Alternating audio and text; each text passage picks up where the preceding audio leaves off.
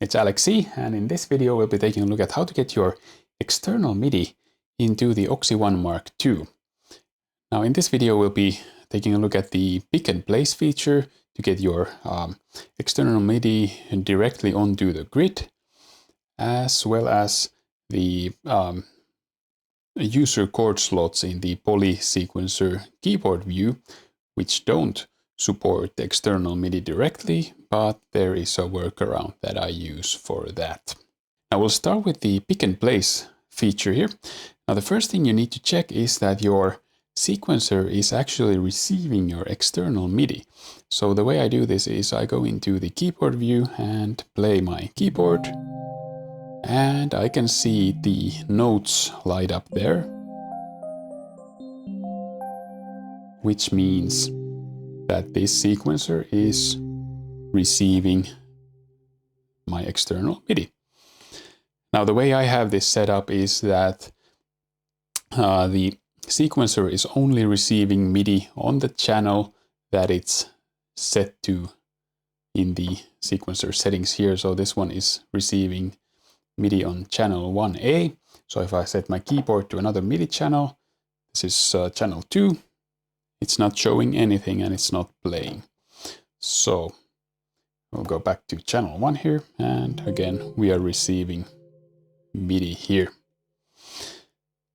Now you can also set the Oxi to basically send any external MIDI into all sequencers if you wanted to, but I prefer it this way.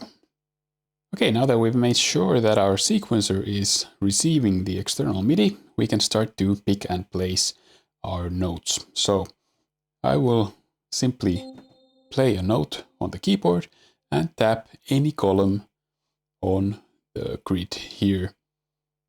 And it doesn't matter which pad on the column, so it will place the same note there. So if I press here, it will pick and place on that step.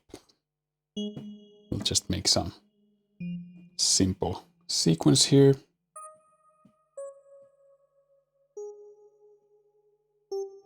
Like this. And here and play.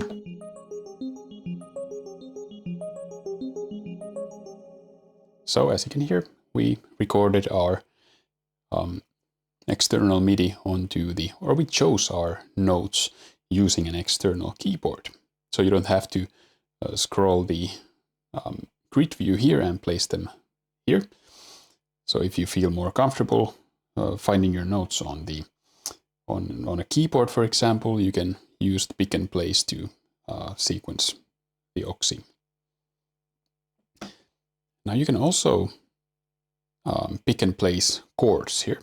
So I will play a chord like this, and then pick and place. It says pick and place chord. So it knows it's placing a chord here because it knows placing several notes on the same step. So the maximum number is 7 notes. So we can go like 1, 2, 3, 4, 5, 6, 7, like this, and place here. Now I will set the track division to 1 bar and our global gate to 99, and let's listen.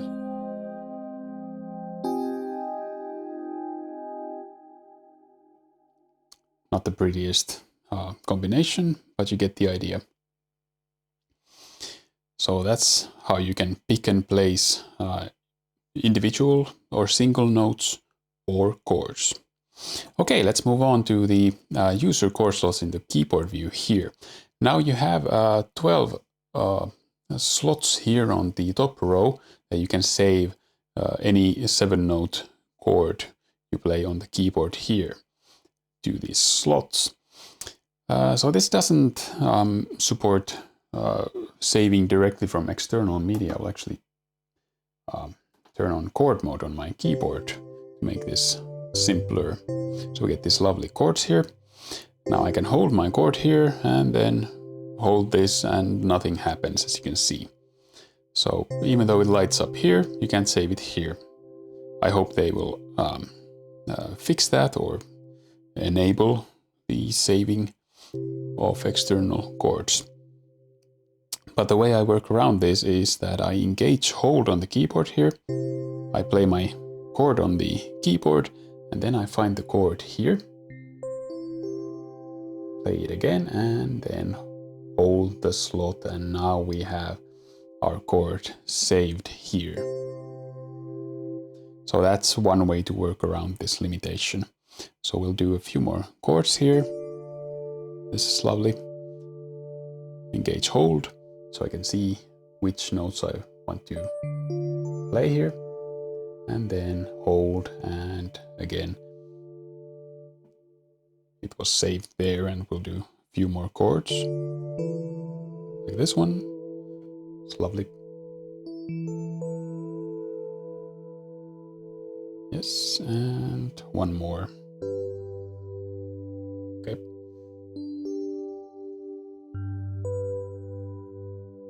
Now you might need to do some finger gymnastics depending on how complex your chords are.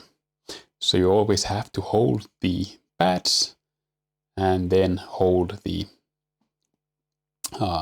slot here to save it. So you have to make sure that you can also, as well as holding the chord, you have to make sure that you can also hold the pad there. So at some point you might need to use your tongue or other part of your body to save the chord. So now we have a nice set of chords here, and we can go in here and set them on the grid.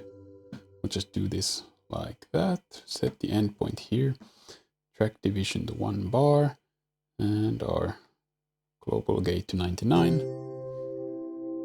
So just like the chord mode, you can set your custom chords onto the grid. Now, one way you can extend your selection of custom chords is to use separate patterns for more chord variations. So we will save this pattern to slot 1, and we will load pattern 2 here. And as you can see, our user slots are empty.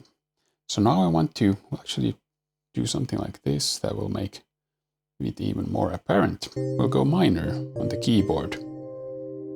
So we will save these chords here and basically choose like the same keys on the keyboard, but we are in minor now.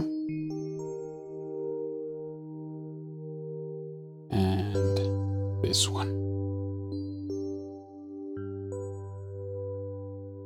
Like this, okay? And then we'll set these here. Okay. And do the same thing. We'll set the endpoint here and division to 1 bar, gate to 99, and listen.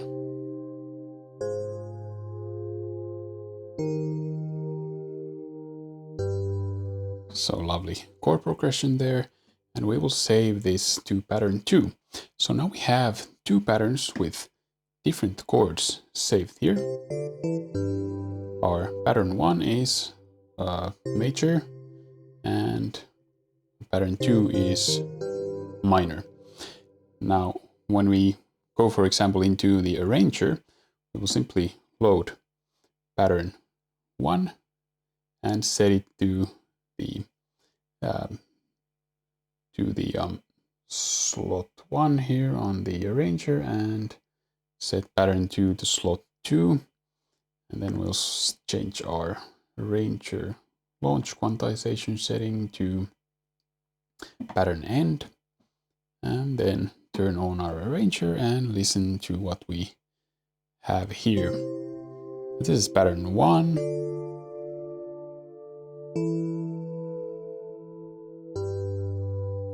That's the final chord, and then we change to pattern 2.